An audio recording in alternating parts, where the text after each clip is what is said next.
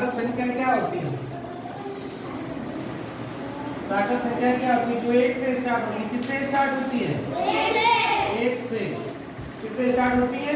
एक से। एक, दो, तीन, चार, जो इनफाइनाइट तक हो। कहाँ तक हो?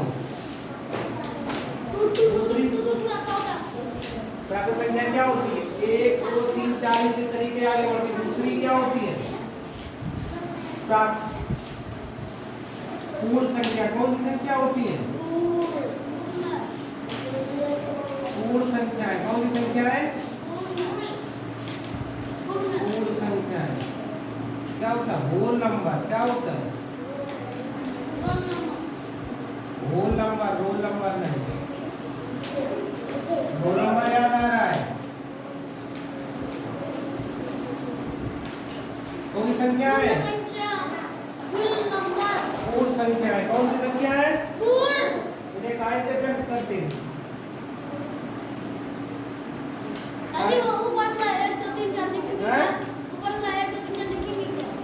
क्या कहते हैं? पूर्ण संख्याएं क्या होती है? प्राकृत संख्याओं में जीरो लगा देने से कौन सी संख्याएं बन जाती है? पूर्ण संख्या। तो आगे क्या लगा देंगे? जीरो। क्या लगा देंगे? जीरो। तो क्या बन जाएगा? पूर्ण संख्या क्या बन जाएगी? और इसी तरीके रहेंगी। समझ में आया?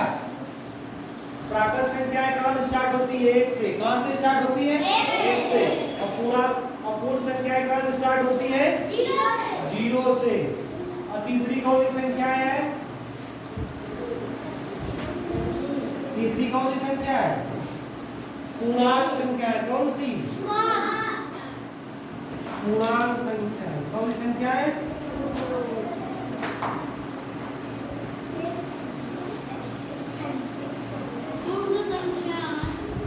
कौन सी संख्या है ये? पूर्णांक संख्या है। कौन सी संख्या है? Perfect number. इसे काय से व्यक्त करते हैं? जेड से। पूर्णांक संख्या क्या होती है पता है? इधर देखो, इधर पूर्णांक संख्या पता है किसी को? अच्छा पता है?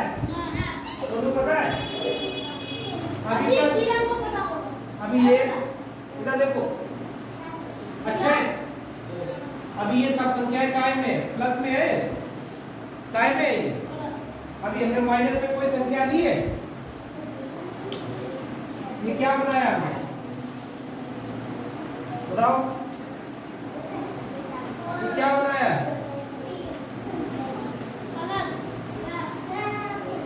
देखो, पूर्णांक संख्याएं में प्राकृत संख्याएं भी आएंगी और क्या आएंगी?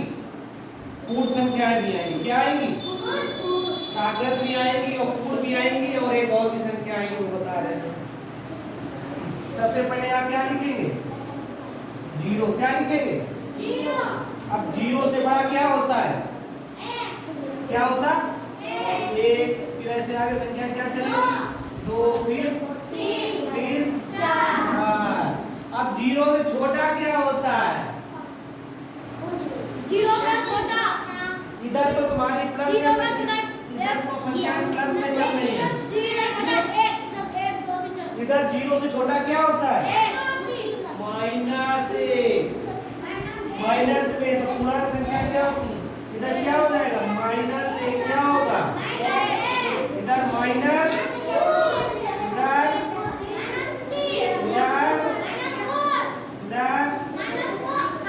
अब समझ में आया? अब समझ में आया कुछ थोड़ा बहुत? पूर्णांक संख्या क्या होती है? माइनस में भी होती है।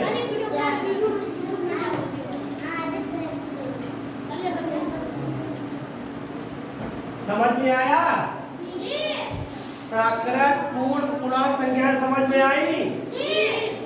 प्राकृत संख्याएं एक से स्टार्ट होती हैं। पूर्णांक संख्याएं जीरो। जो प्राकृत संख्या होती है उसमें जीरो लग जाता है। पूर्णांक संख्याएं माइनस में भी आती हैं।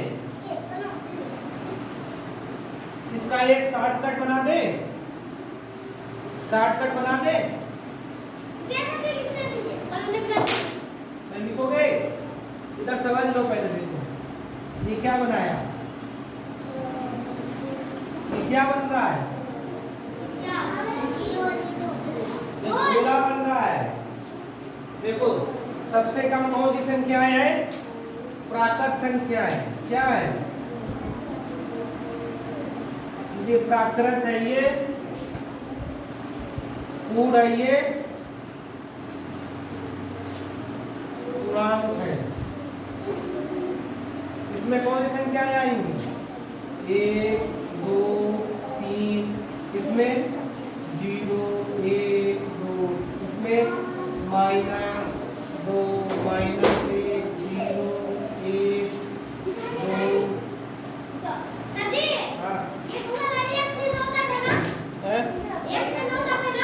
क्या इधर देखो, योज्य प्रतिलोम जानते हो, क्या देखो योज्य प्रतिलोम जानते हो, वृंदावन को चलो देखो, योज्य प्रतिलोम जानते हो? नहीं योज्य प्रतिलोम क्या होता है, जैसे 5 लिखा है, क्या लिखा है 5।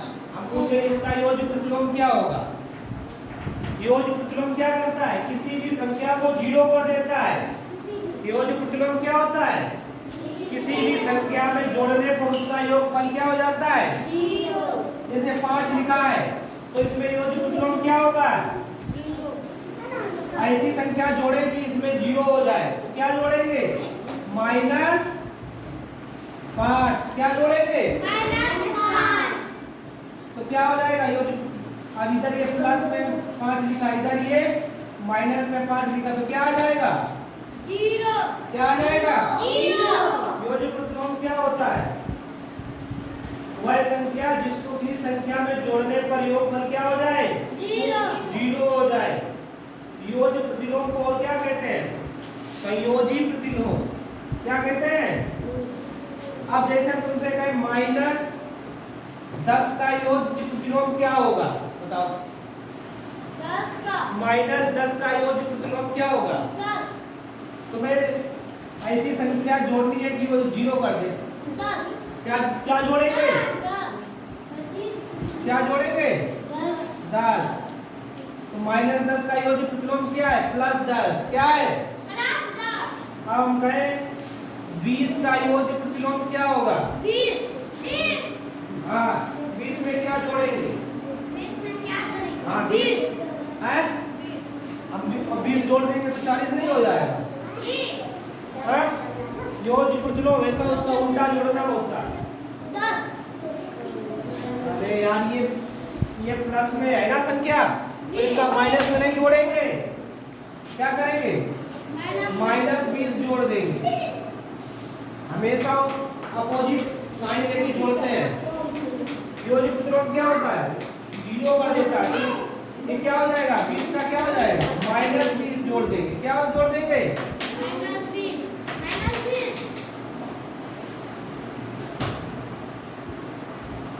बताओ 7 का योज्य प्रतिलोम बताओ, 7 का बताओ। तुम्हें 0 करना है ना, तो 7 का योज्य प्रतिलोम क्या हो जाएगा, क्या 7, इसमें क्या जोड़ के योज्य प्रतिलोम 0 हो जाए।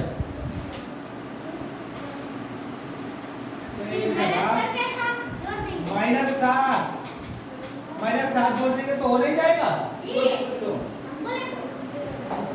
बोले तो ये बताओ -5 का योज्य प्रतिलोम बताओ, -5 का योज्य प्रतिलोम बताओ, -5 आएगा। तो जब इसमें -5 जोड़ देंगे तो माइनस के 10 नहीं हो जाएगा, माइनस के 10 -5 का हमने पूछा, तो इसमें क्या जोड़ेंगे +5। क्या जोड़ेंगे तब तो 0 होगा, समझ में आया। योज्य प्रतिलोम, गुणात्मक प्रतिलोम, गुणात्मक प्रतिलोम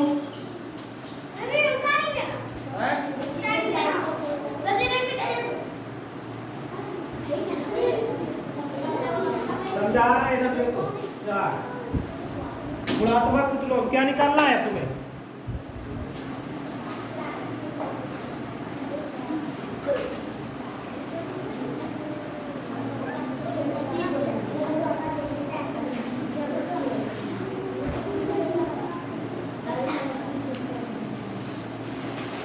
क्या निकालना है? गुणात्मक प्रतिलोम क्या होता है? तो किसी भी संख्या को क्या करते हैं? एक। गुणात्मक प्रतिलोम क्या होता है? गुणात्मक प्रतिलोम क्या होता है? जो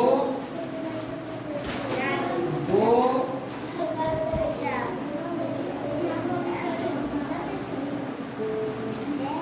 संख्याओं का गुणनफल कितना आ जाए? एक। कितना आ जाए? दो संख्याओं का गुणा करने पर गुणनफल कितना आ जाए? कितना आ जाए? एक। जैसे 5 का गुणात्मक प्रतिलोम क्या होगा? 5 का गुणात्मक प्रतिलोम क्या होगा? हमने क्या हुआ? दो संख्याओं का गुणन, इसका गुणात्मक प्रतिलोम क्या करेंगे? उसका जो रिजल्ट 1 आ जाए। किसका होगा? 1/5 का। किसका करेंगे? 1/5 का। किसका करेंगे? 1/5 का। तो ये 5 से 5 कट जाएगा तो 1 बचा। अब हम पूछे तुमसे 15 का क्या होगा? सिर्फ 1 बटे करना पड़ता जो संख्या की 15 का क्या होगा? 1/15। अगर यहाँ गुणा लगा हो, एक ऊपर हो और नीचे वही संख्या भी तो कट जाती है, क्या होती है? तो ये सब इसको काटना आता है। अगर ये 15 लिखा, फिर गुणा लिखा, ऊपर 1 लिखा और नीचे वही संख्या लिखी हो तो वो इससे क्या होती है? कट जाती है। क्या होती है? क्योंकि सेम संख्या ऊपर नीचे है ना, तो कट जाती है। तो पूरा कट जाता तो क्या होता है? सिर्फ 1 बचता है। क्या बचता है? 1। तो गुणात्मक प्रतिलोम क्या होता है? दो संख्याओं का गुणा करने पर 1 आ जाए तो उसे क्या कहते हैं? गुणात्मक प्रतिलोम। क्या कहते हैं? समझ में आया? समझ लो।